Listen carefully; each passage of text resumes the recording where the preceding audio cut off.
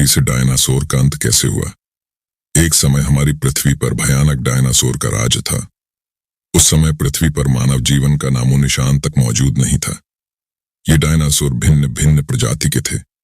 उन विशालकाय जीवों ने पृथ्वी पर 14 करोड़ साल तक राज किया। आज से लगभग 6.5 करोड़ साल पहले हमारी पृथ्वी उस समय चारों तरफ हरियाली ही हरियाली थी।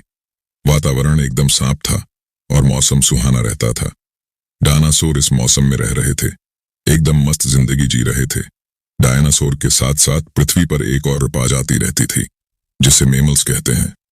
यही स्तनधारी जीव भी हमारे पूर्वज थे, लेकिन डायनासोर की डर से ये बिलों में छुपे रहते थे। डायनासोर का पर एक प्रचंड प्रहार होने वाला था। आज से लगभग 6.5 करोड़ साल पहले 10 किलोमीटर व्यास वाला उल्का पिंड अनियंत्रित होकर 70,000 किलोमीटर प्रति घंटे की स्पीड से पृथ्वी की ओर बढ़ने लगा। वह उनका मैक्सिको की खाड़ी के पास जाकर टकराया। यह विस्फोट इतना भयानक था कि 80 किलोमीटर की रेंज में आने वाले सभी डायनासोर अंधे हो गए थे। जहां उल्का पिंड गिरा था वहां 180 किलोमीटर चौड़ा और 20 किलोमीटर गहरा गड्ढा बन गया था। इस टक्कर के बाद लाखों टन धूल मिट्टी वायुमंडल में उड़ गए, जिसने पृथ्वी के वायुमंडल को अंधेरे से घेर लिया। टक्कर के बाद पृथ्वी पर भूकंप, समुद्र में सुनामी और रेडिएशन फैलने लगे। सभी डायनासोर इस भट्टी में जलने लगे। 40 मिनट तक अंतरिक्ष में धूल मिट्टी उड़ गए थे।